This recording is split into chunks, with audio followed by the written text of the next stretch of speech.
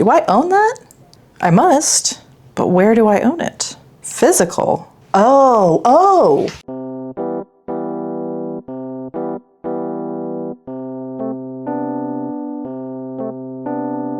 Hello everyone, and welcome back to my channel. Read, share, repeat, where we discuss books from the perspective of an aspiring fantasy author.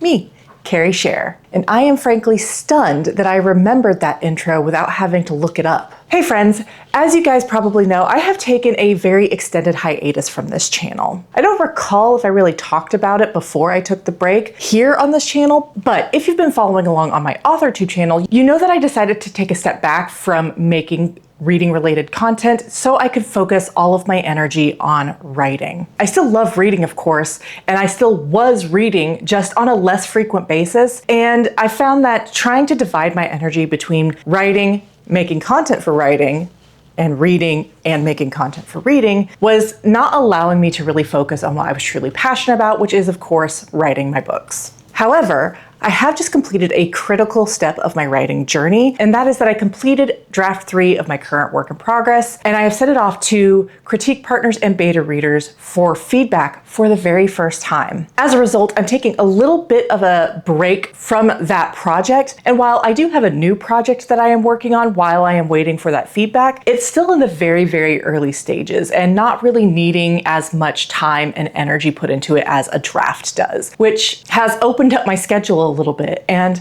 to that end, I have been thinking for the last several weeks that I really want to get back into reading a lot more and making content about the books that I'm reading. To that end, here we are. I honestly don't know how much content I will be making for this channel. In the perfect world, I'll have plenty of energy to make a sit-down video every week and do a vlog every week. Whether or not that bears out long term remains to be seen. But as I have found with my writing channel, making the content about the hobby has really fueled that hobby. And so I'm hoping to recreate that magic and get back into both reading and videos. And of course, what better way to get back into the swing of things than with an old-fashioned TBR. Now, in the past, especially on this channel, I tried to be a little bit structured with the TBRs that I was creating. I tended to structure my TBRs around different categories to make sure that I was hitting different areas of the TBR and getting a good spread of books. I ain't gonna be doing any of this time. I'm trying to go as low pressure as possible as I get back into the swing of reading again on a regular basis. So with that in mind, I've got a really, really simple plan. I've got one book that I have been in the middle of reading for like 7 months that I am going to be trying to finish this month. And then I am going to be choosing 5 random books out of our favorite selection tool, the TBR Mimic. I'm gonna be honest with you, I don't even remember if I updated him at the beginning of this year. And obviously I have been shopping for books without doing as much reading, which is a real problem because my unread shelf is, she's full. She's got space for maybe 1 book more. So I really need to be getting a move on with the physical TBR especially. I am justifying this by saying that it's probably better to be focusing on the older books on the TBR rather than dumping in all of my new purchases, or at least my purchases from the beginning of the year. I truly don't remember. I think that I did update him because I did do an updated spreadsheet. So it's really just the purchases from the last 6 months that'll be missing out of this guy. But before we get into the Mimic, first my unfinished read from January. I think it was, maybe February. And that is The City We Became by N.K. Jemisin. As you can see, I was annotating it as well. And I was really enjoying it, but earlier this year, I suffered a major mental slump in which I truly just did not want to engage with anything that felt even remotely like work. And unfortunately, that did include reading, just because I do consider reading to be a subset of my writing practice, because of course all writers need to be readers as well, and because of my history of including reading in my content, it felt more like an obligation than a true escape at the time. And so really all I was doing was working, taking care of my family, and playing video games, and sleeping a lot. Oh, and watching anime. So those were really the only like activities I was engaging in for about 4 months out of this year so far, February through May. And it wasn't until the beginning of June that I really started to feel like myself again and want to get back into those hobbies. There is also the fact that when I picked up this book earlier this year, it was actually my second attempt to read it to completion because I had started this book at around this time last year. Just again, I put it down and never got back to it, not because of the book, but because of whatever I was dealing with at the time. When I did pick it up earlier this year, I started over from the beginning, and it really helped because if you know N.K. Jemisin, you know her fantasies tend to be a little bit more cerebral and a little bit more literary, and rereading the first like 80 pages really helped me understand it a little bit better. I'm not going to be doing that this time. I am just going to be picking it up where I left off. I still have a pretty good grasp of what's going on in the story and where I left off. I put it down at almost exactly the 50% mark, 218 pages out of 430. So yeah, almost exactly the 50% mark. Jacket is bent. We don't like that. So in theory, this shouldn't take me too long to finish and will certainly be my priority for August. If I read literally nothing else, I want to finish The City We Became. And with that, let's get into the fun part, picking the random books. Now, as a reminder, since it's been a while, most people have a TBR jar. I have a TBR Mimic. Inside this Mimic are scraps of paper. And on those scraps of paper are not categories or prompts or even the titles of books. They have numbers. Those numbers correspond to my owned library spreadsheet that I maintain. Now, I'm typically better about updating that spreadsheet. This year, not so much, but I do try to update the Mimic only once a year just for my sanity's sake, because as I enter things into the library, the numbers change. Anyway, this guy should be updated from the beginning of 2026, I hope. And that owned library does include not just my physical books, but my ebook library and my audiobook library as well. So it is truly everything that I own, physically and digitally. So this guy does have a true representation of the books that I have, except for the ones that I have added since the beginning of the year. Okay, what I'm gonna do is I am going to give this guy a little shake. I'm gonna pull out 5 numbers and then I will see what they correspond to on my spreadsheet. So I think that is all the admin. Let's go ahead and find out what I'm going to be reading, hopefully in August. And we do want as many physical books as we can to move some of these guys over from my unread shelf to my read shelf. We have first up 238, and that should be, is that a 3 or a 5? Oh, it's definitely a 3. Okay, that should be a much, much later entry on this list. So let's take a little gander. Interesting. 238 is Her Body and Other Parties by Carmen Maria Machado. This is a digital book, and I have actually read the first 2 short stories in this collection. The most famous, of course, is The Husband Stitch, but for those of you unfamiliar, Her Body and Other Parties is a short story collection by Carmen Maria Machado that are slightly horror in nature and explores a lot of themes surrounding being a woman in a society that is in many ways hostile to women. And like I said, I have read the first 2 of this collection, but I probably will just reread them. So this is a really interesting first selection for this TBR because they're short stories, which means that I can pick one up like once a week and just read through it really quickly and feel accomplished. So I actually kind of love this. I don't really read too many short story collections. This may be one of the only ones that I own. But again, I just think that this actually might work out really, really well for me getting back on the wagon with reading, being a short story collection and being able to feel accomplished with not as much of a time commitment. So I love that. All right, so we've got 1. I'm gonna pick 4 more. And as you can see, this guy is getting really, really full and I need to get him cleaned out. Okay, that's funny. So our first selection was 238. Our second selection is just 38. Which is should be a physical, because I think I cataloged my physical books first. Interesting. Okay, this is really interesting. So number 38 is The Shadow of the Gods by John Gwynne. And I have actually read this book before, but I tandem read it on ebook and audiobook. I really, really, really liked it. I loved the Nordic setting and I really loved the female main character. I can't remember her name now. Orca. I really, really loved her story. Anyway, I really did enjoy it. And so I decided I wanted to pick the physical copy up and, as with all of my other books, annotate it. So this will be an opportunity to annotate a book I've already read. So I'm really excited about this. I did put it on my unread side of my shelf for the purposes of annotating it. So it's a chunky one, almost 500 pages, but I'm hoping that since I've already read it and I know that I already love it, that I won't feel as intimidated by it. Oh, I should probably tell you what this is about. It's a Nordic-inspired fantasy. It follows 3 different POV characters. One is the former female warrior named Orca, whose life is turned upside down suddenly when her home is attacked and her husband is killed and her son is kidnapped, and she goes on a quest to retrieve her son. The second POV is Varg. He is a former slave who has fought his way to freedom and has joined up with a battle group. And the third is Elvar, and she is another warrior maiden that is with another battle group. And she has fled her former home where she was kind of high up in the leadership's family, and she didn't want to be a part of that. She wanted to go and earn her own honor. So she has left and joined up with this battle group, and the 3 of their stories converge. When the gods fought, it was a battle so savage they destroyed themselves, leaving nothing but their bones and broken land of Vigrid in their wake. Now, as whispers of war echo over the fjords and across the plains, fate follows in the footsteps of 3 warriors, a huntress on a perilous quest, a noblewoman pursuing battle fame, and a thrall seeking retribution among the mercenaries known as the Bloodsworn. All 3 will change the course of the world as it once more falls under the shadow of the gods.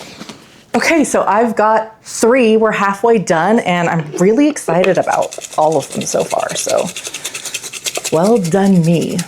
Okay, we're gonna pick one down here this time. I think I've got 3. We've got number 56, and this should be another physical, so that's exactly what I need.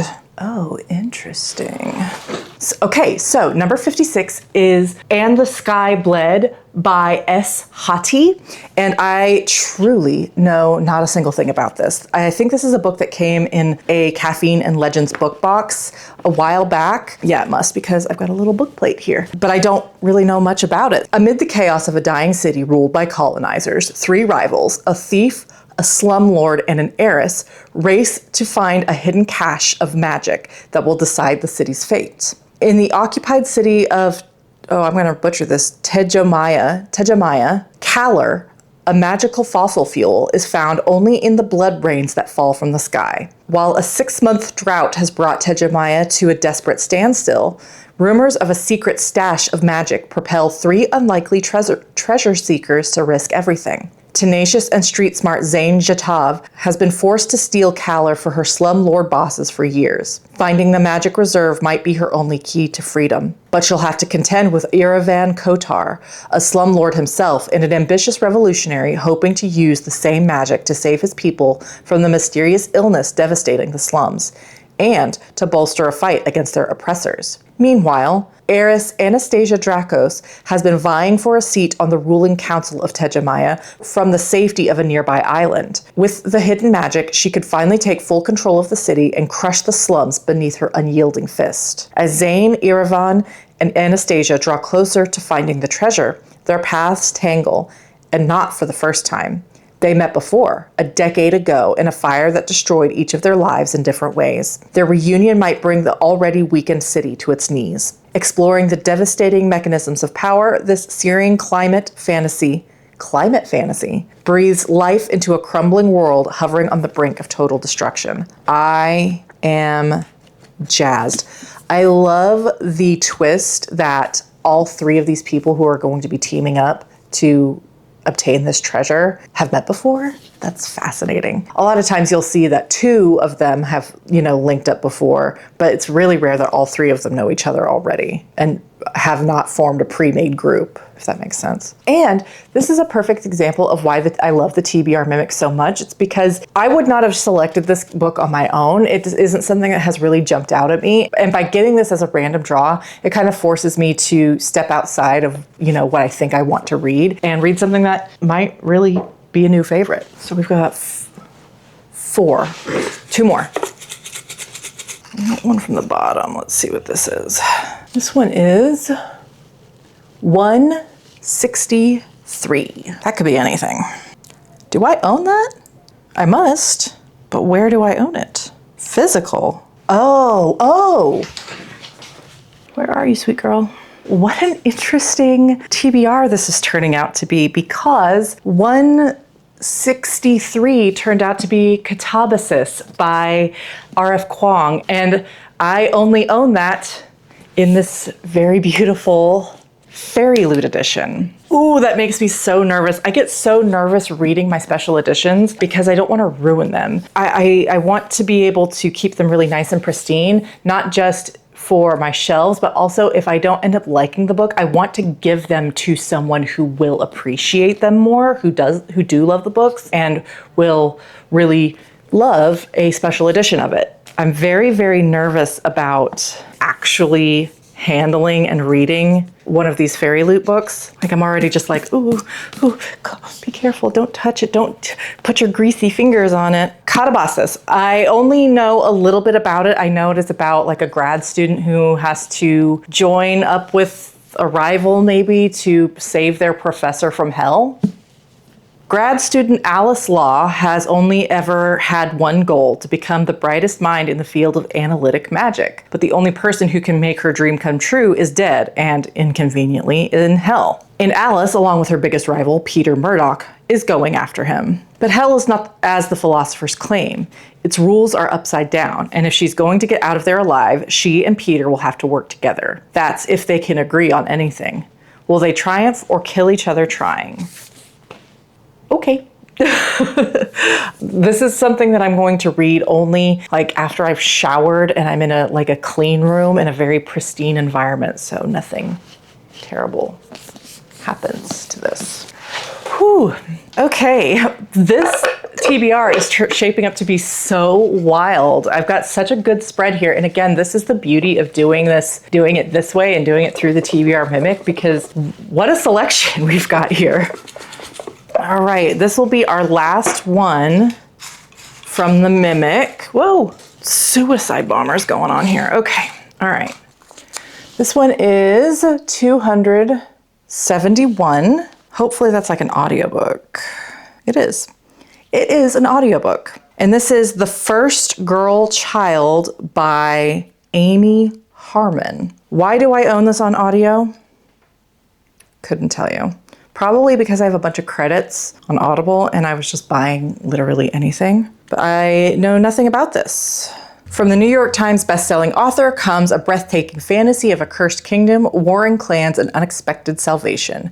Bear of Saylock, bastard son of a powerful and jealous chieftain, is haunted by the curse once leveled by his dying mother. Bartered, abandoned, and rarely loved, she plagued the land with her words. From this day forward, there will be no daughters in Saylock. Raised among the keepers at Temple Hill, Bear is gifted with inhuman strengths, but he's also blessed with an all-too-human heart that beats with one purpose: to protect Alba, the first girl child born in nearly 2 decades and the salvation for a country at risk. Now, the fate of Saylock lies with Alba and Bear, whose bond grows deeper with every whisper of coming chaos. Charged with battling the enemies of their people, both within and without, Bear is fueled further by the love of a girl who has defied the scourge of Saylock. But what Bear and Alba don't know is that they each threaten the king, a greedy man who built his throne on lies, murder, and betrayal. There is only one way to defend their land from the corruption that has overtaken it. By breaking the curse, they could defeat the king, but they could also destroy themselves. Okay,